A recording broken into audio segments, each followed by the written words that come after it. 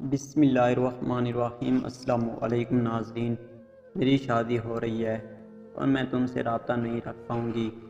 مجھے ایک خواب سمجھ کر بھول جانا، اور ہاں میں چاہتی ہوں کہ تم خود مجھے اپنے ہاتھوں سے رخصت کرو، بلا کسی جواز کے مجھے تمہارا عشق دیکھنا ہے۔ تم کہتے ہو نا کہ تم مجھے کسی اور کا ہوتے نہیں دیکھ سکتے، سمجھو تمہارے عشق کا امتحان ہے۔ تم آؤ گے تو ڈولی میں بیٹھوں گی ورنہ نہیں بیٹھوں گی، اور تمہیں پتہ ہے مجھے پگڑیوں کے واسطے دیے گئے ہیں کہ میں تم سے بات نہیں کروں، لیکن کیا کروں، نہیں رہا جاتا۔ دوسری طرف سے مسلسل سسکیوں کی آوازیں آ رہی تھی۔ تم رو رہے ہو، مرد تو نہیں روتا، مرد بہت مضبوط ہوتا ہے۔ کل میری بارات ہے اور تم نے آنا ہے، اور اگر تم نہ آئے تو میں سمجھوں گی تمہیں مجھ سے محبت کبھی تھی ہی نہیں۔ 2 منٹ کی خاموشی اور مسلسل سسکیوں کی آواز سنی جا رہی تھی۔ تم مجھ سے یہ مت کہو کہ میں تمہیں خود رخصت کروں، کیونکہ میں نہیں کر سکتا، میں مر جاؤں گا، مجھے میرا ضمیر ہی مار دے گا۔ اس کے سوالات کا کیسے جواب دوں گا؟ تم نے بھی کہا تھا تم میرے علاوہ کسی کی نہیں ہوگی، میرے نام کے آلاپ کرو گی، تو پھر آج ایسا کیوں؟ تم نے بھی کہا تھا تم نہ ملے تو مر جاؤں گی، سب یاد ہے تمہیں؟ ہاں علی، مجھے میرا ایک ایک لفظ یاد ہے، تبھی تو تمہیں بلا رہی ہوں۔ دیکھو میں کتنی ثابت قدم ہوں، تم آؤ گے، میں انتظار کروں گی۔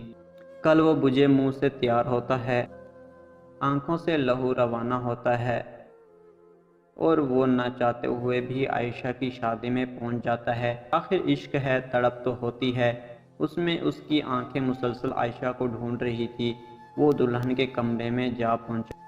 ماشاءاللہ بہت خوبصورت لگ رہی ہو، اس نے عائشہ کو دیکھتے ہوئے کہا۔ عائشہ علی کی آواز سنتے فوراً متوجہ ہو جاتی ہے۔ دیکھو مجھے مہندی کا کتنا رنگ آیا ہے علی، میں بہت خوش رہوں گی۔ وہاں مہندی بتا رہی ہے مجھے، دیکھو نا اس میں کتنا پیارا لگ رہا ہے، نام لکھا۔ پتہ میں بہت خوش ہوں، میری خواہش تم نے آ کر پوری کر دی ہے۔ خوش ہونا کس سے کہتی ہو تم خود سے لڑ رہی ہو، تم میرے بغیر خوش نہیں رہ سکتی۔ لیکن علی میں خوش ہوں، مجھے محبت سے زیادہ باپ کی پگڑی عزیز ہے علی، میں مر جاؤں گا۔ عائشہ پلیز علی، ٹپیکل باتیں مت کرو، کوئی نہیں مرتا کسی کے لیے۔ مجھے پتہ تھا اس نے مر جانا ہے، لیکن میں اس کا ضبط دیکھ رہی تھی۔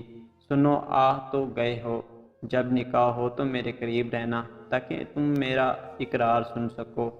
میری اندر کی رگیں بے جان ہو چکی تھی، میں رونا چاہتی تھی، مجھے آنسو نہیں آ رہے تھے، میں مسکرانا چاہتی تو لب ہی نہیں ہلتے تھے، کیونکہ جو میں علی سے کہہ چکی تھی، شاید اب میرا زندہ رہنا بھی مشکل تھا۔ اے عشق جی بھر کے آزما مجھے، لیکن یاد رکھو میری موت سے مر تو بھی جائے گا، علی کہہ کر چلا گیا۔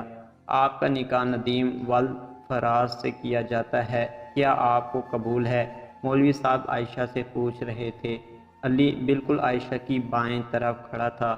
جی قبول ہے۔ عائشہ کی آواز میں لڑکھڑاہٹ محسوس کی جا رہی تھی، لیکن وہ جواب دے رہی تھی۔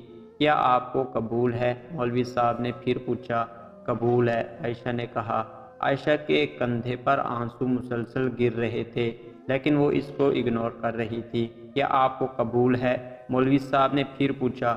خاموشی چھا گئی، عائشہ خاموش تھی۔ مسلسل خاموشی پا کر عائشہ کی ماں نے اسے جھنجھوڑا اور وہ صوفے پر بیٹھی زمین کی طرف گر گئی۔ جی عائشہ کے ہونٹ نہیں ہلے، اس کے لب سے دیے گئے، اس کے لبوں پر مہر لگا دی گئی، اس کے لبوں کی حرکت رک چکی تھی، ہونٹوں نے ہونٹوں سے ملنا چھوڑ دیا، لڑکھڑاہٹ ختم ہو چکی تھی اور عائشہ بھی ختم ہو چکی تھی۔